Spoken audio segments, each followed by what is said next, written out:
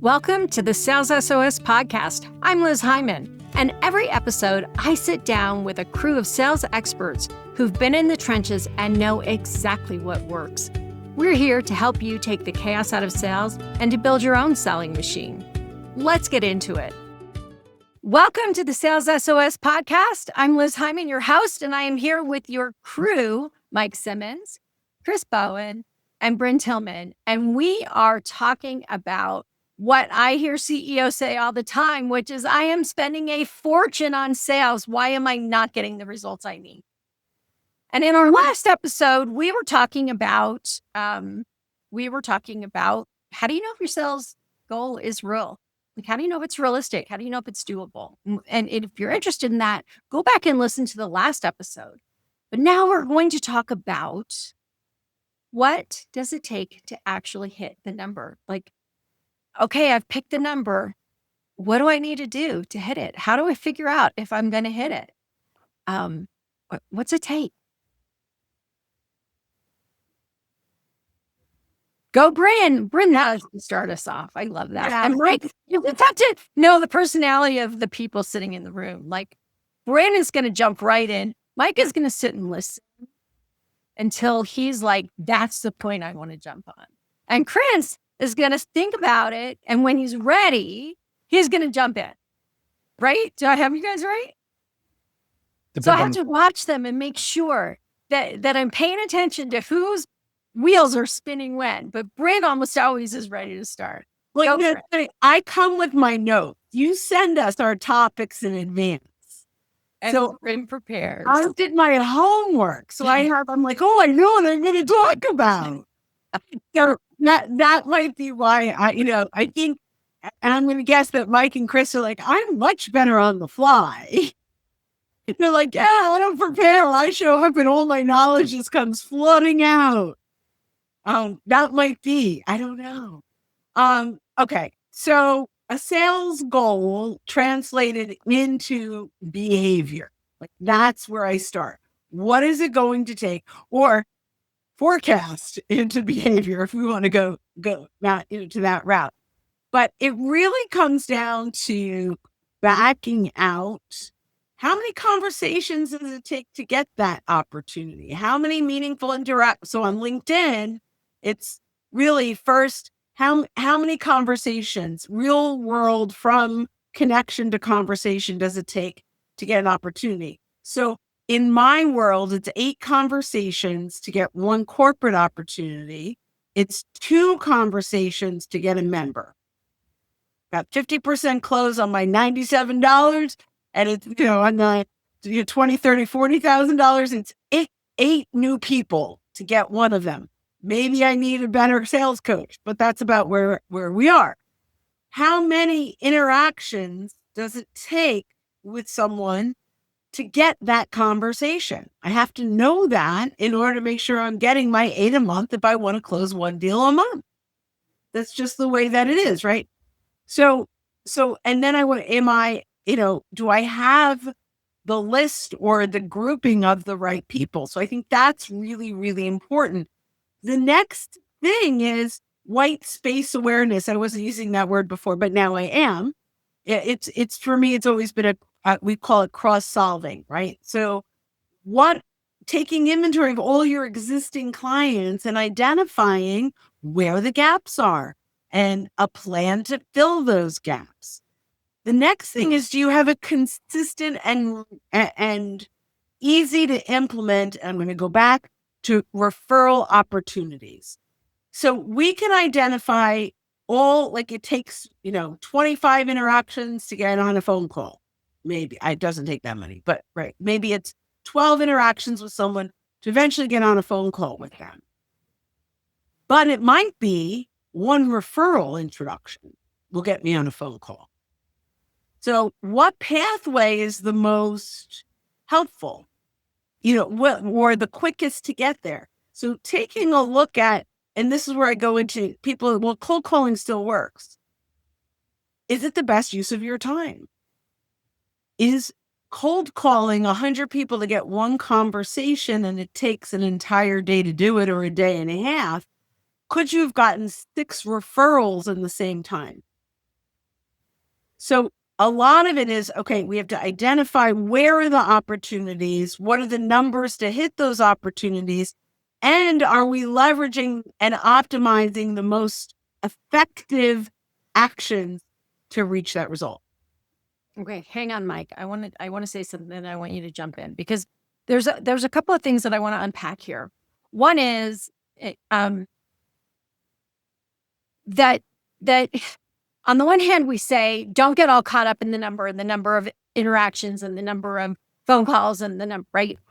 And on the other hand, we're saying I know that I have to have this many phone calls in order, or it takes me this many interactions in order to. So, and both are true. And we can improve that math by focusing on our ideal customer. I have a client and that when I look at their CRM, I'm like, why are we even pursuing these deals?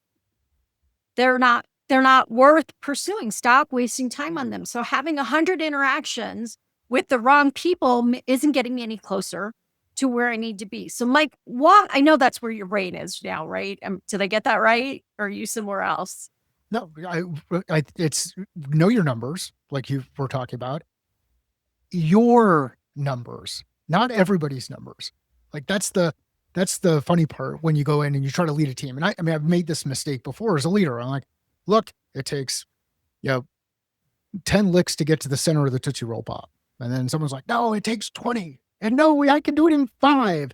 And then the one who like optimizes automation, like outreach, will tell you it's going to be like 700 by the time you need 700 touches to get in front of somebody.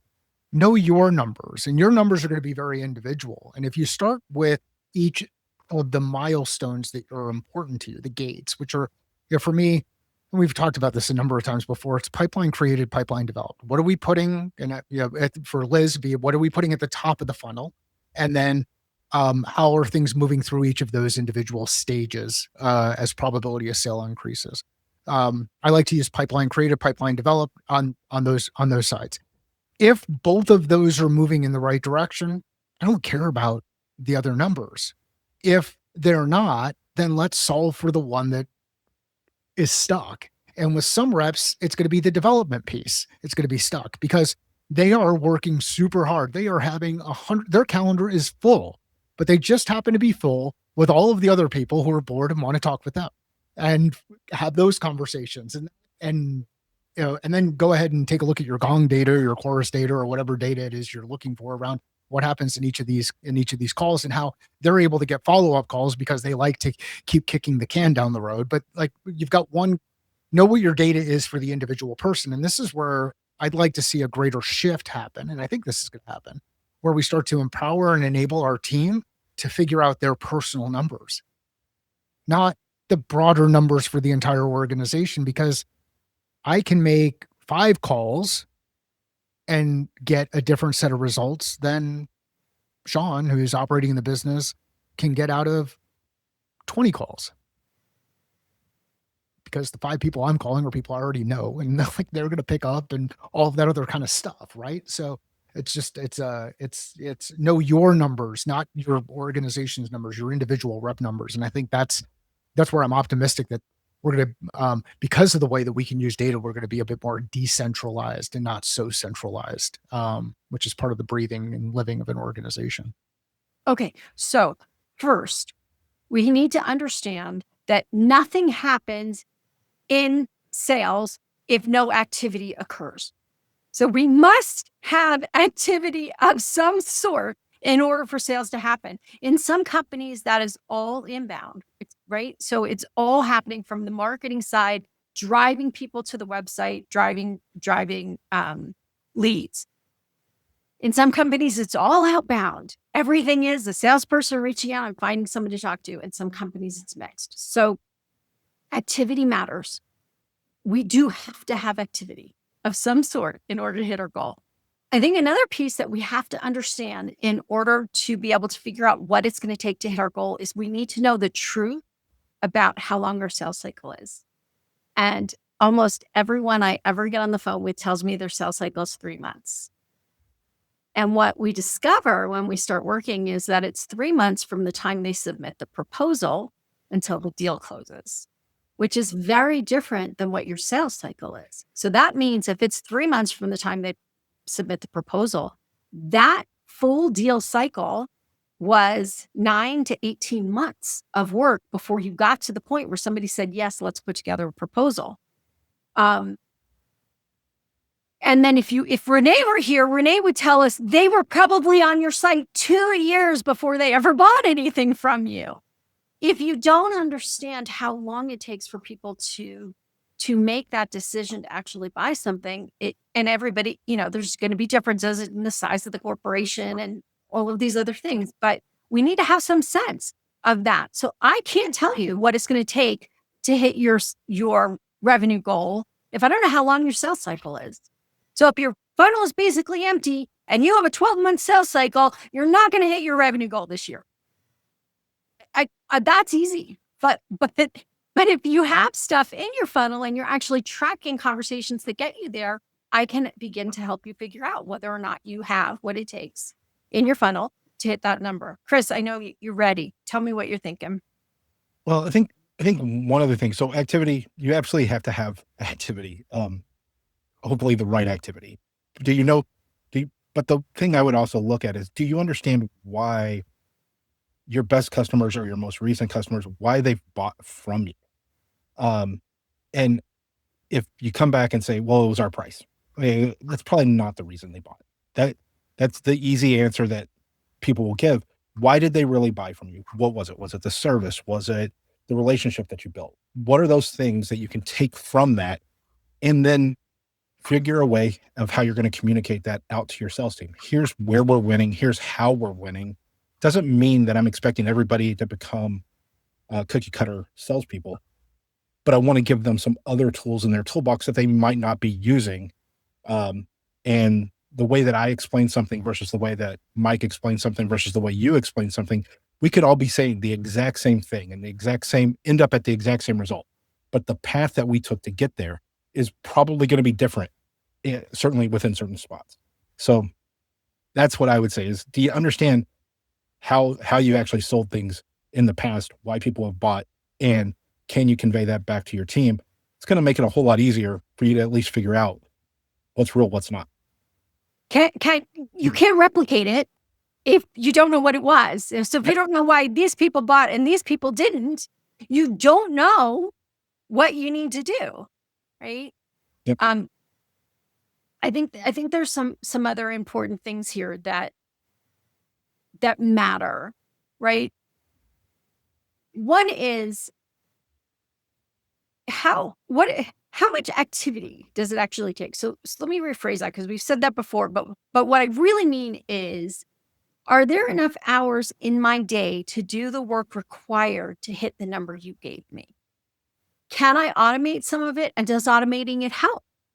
Sometimes I wonder if all this automation and all these pings to people who are tired of being pinged by an automated system because they're just following up, right? So are there enough hours in the day for me to have enough conversations to put enough deals in the top of the funnel, to have enough conversations to get to the point where we can put together a proposal, to have enough conversations to make sure that proposal is going to get accepted, and enough conversations to make sure that that deal actually gets closed? What does that take? And I hear all the time, I cannot tell you how many times a CEO or COO has said to me, my sales team doesn't do anything. All day long, they do nothing. And they're just waiting around and hoping somebody's going to hand them a deal that's going to close.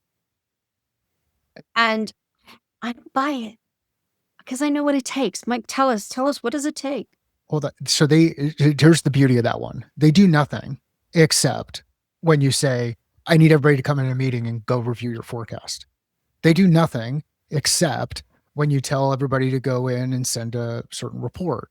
They do nothing except, and what ends up happening is we as leaders add more stuff to our team's plate. Because we don't believe they're working.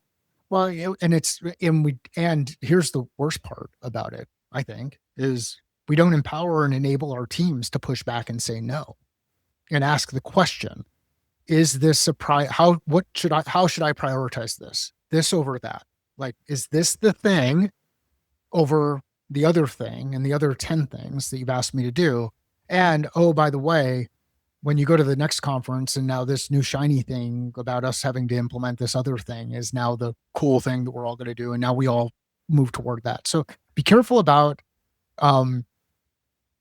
reinforcing what you might call laziness across your team, when ultimately what you're doing is you're creating distraction across the team, all for the purpose of feeling like you're doing a good job. Like, yeah. So that way, Sorry, Liz. I think go ahead. one thing on that, I think one thing that, and I've said it on here before, but everybody loves to believe that they understand sales, but they don't. If they're not doing the work, they don't undersee all the stuff it takes to ultimately get to that deal. What they see is the outcome. And they're like, oh, I could do that because I was on one call of the 11 that rep had in the past month. I was on one of them, so I understand exactly what he did. Right. Right. I think Right. that's And why don't we just let the engineers do sales? Well, it's kind of like telling people how to parent their kids when you're walking around Target and you see a mom walking around with a crying baby. And you don't have one. And you don't have one, and you never had one. But I can tell you exactly how to do it. Like, are you kidding me? Like, I actually was going to write a book many years ago before I had my daughter. And I'm just, and this could apply to sales, right? So I was going to write a book called I Was Never Going to. I was never going to let my kid eat candy in the car. I was never going to bribe my kid with ice cream. I was never going to feed my kid hot dogs, right? I had this whole list of things that when I became a mother, was not going to do. Guess how many of those things I did? Right. My wife would tell you, she would probably say, I would never put a leash on my child in public. But however, that little girl was super fast and wanted to run. And my wife was like, I can't catch her if she gets too far away. So guess what? This is where we're at. And I did, because we were flying through international airports I was doing it with a 2-year-old by myself. No way. No way. I'm just going to let somebody pick her up, right? But sales is the same way. I mean, it's exactly what Mike is saying. It's so easy to go, why didn't you say this? Why didn't you write that? Why didn't you do it this way? Why didn't you do that why didn't you qualify them out earlier? Why, right? All of the questioning of the sales team about what they did in their best judgment based on their experience by somebody who's not doing it. And here's the deal. Even when you do all of those things, they're still going to leave plates on the kitchen table after they're finished eating dinner when they're 23 freaking years old and haven't figured out that it goes, that the plate has to get to the, so there's no right? Like they're still like, Sean hears something different when I say it versus when Chris says it or Liz says it or Bryn says it. And that's the same thing that ends up happening with your team. So if the message isn't landing either way, maybe it's time to shift the messenger just to help with perspective and, or shift perspective. And a good way to do that is ask more questions. So if I could just say, I just put a post out about this on Top Gun Maverick. Great line. It's not the plane, it's the pilot. That's it. Very good line. Let's say it's like me with all these golf clubs. If you notice, I've always got a different golf club that's in my hand. You know what? Most of them are putters. And it's not that the putter doesn't work. It's that, well, one, I like collecting them, but then two, I'm mentally broken sometimes when I'm on the golf course. Right. And we have bad moments as salespeople. We make mistakes. We have bad moments. We're not, every salesperson isn't perfect all the time. And sure, looking back, you could say it could have been done better, or why did you say this, or why did you that, or why didn't you ask this? And it doesn't matter. So let's go back to what does matter. What does matter? What is it that my team needs to do in order to hit their goal? What is it that I as a leader need to do? And I want to go back to something Mike said earlier about, we drag our team into these pipeline review meetings and grill them about their pipeline. And I cannot, let's get 5 people in the room, my team together in the room, and grill them all while the other ones are sitting there about what's going on in their pipeline. 1, it isn't useful. 2, it's a waste of everybody's time. And 3, if you wanted to do a pipeline review that matter, your conversation would be, where are you in the sales process? What are you going to do next? And how can I help you? And let me tell you how I know this works. And I've told you guys this story before. 30 years old, managing a team of independent contractors who had been alive longer than had been selling longer than I had been alive. And there was no way I was going to grill them on their pipeline. We doubled our revenue in 1 year. Actually went from negative $200K to $1 million in 2 years, right? And it was because every single conversation was valuable to them. What are you going to say? What are you going to ask them? Do you want to talk about how we could do that? What do you want marketing to give to you? What do you need from me? Do you want me to do something, or do you just want me to wait? If all I'm doing is saying, tell me what's on there, tell me what the numbers are, what is closing, what's closing, why isn't it closing, why didn't you do anything? Nobody wants to be in those meetings. Nobody gets anything out of those meetings. That is just one more thing that is wasting time. My favorite one of those ones is, here's what I would do. Yeah. Based on what? Like based on what? Amazing bit of insight. Considering that before we walked in the meeting, you didn't go look at the CRM and see that my CRM was up to date and all of my numbers are in there and next steps are already in there along with dates, but you didn't look because you'd rather have a meeting. So here's the secret. If you're in a room with 10 people and it happens to be in a room, make sure you are like at the end of the table, because sometimes the leader will go clockwise and sometimes they'll go counterclockwise, and they might be lucky enough that they'll spend enough time with each of the people before you have to talk. Or if you're doing a virtual one, make sure you show up just a little bit late after the meeting, because you're the last one on the screen and you won't get asked for that. So that's my pro tip for the day. I was going to say, I think one of the things also is, if you haven't already had, for anything that's, let's say anything that's progressing through that sales cycle, if you haven't already had a conversation with your seller about something that's fairly far along, where you're starting to use other resources, whether those are delivery resources or technical resources or something like that, and you haven't had a conversation with them around even the basics of how they think that deal is going to go, I think that's a big problem. Like, have those conversations, like understand what they're working on. That's where you're going to be able to understand where you can help, because certainly in big organizations, 60% of your work is knowing who to go to for what, because you can waste a massive amount of time. Most of the time when I run into those problems, I'll send somebody an email that's like, someone mentioned that you might be able to help me with, and I'll say who it was, might be able to help me with this problem. I don't know if you're the right person, but here's what I'm trying to get. If you're not the right person, can you point me to someone who you think might be? So then at least I'm moving closer to hopefully somebody that's going to be able to help me. Because I don't know everybody. I know a lot of people. I don't know everybody. Okay, let's go back to the original question, which is, and we're going to wrap this up because we've been on this for almost a half an hour now, but let's go back to the main question, which is, when the top question was, I'm spending a fortune on sales, why aren't I getting the results I need? And within that, the question is, what will it actually take to hit the sales goal that I set? And so we've talked about a bunch of these things, some of them in the last episode, some of them in this episode, but one is, how did we do it before? Like, what did we win? What did we lose? Why did we win it? Why did we lose it? What did it take to get there? I need that history. I need to know what it actually takes to close a deal. I need to know who my ideal customer is. I need to be able to figure out the math. Next, I need to look at the economy, right? I really need a good look at what's happening in the economy and how is that going to support or inhibit my goal, my progress. The third is to understand your buyer's industries. What is going on in those industries? I cannot figure out whether or not I'm going to hit my goal or what it will take to hit my goal, if I don't know what happens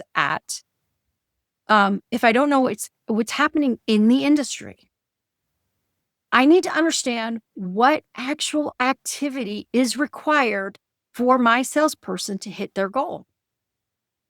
Can they do it? I can't tell you how often I look at somebody and go, I don't think one salesperson can actually do all of that.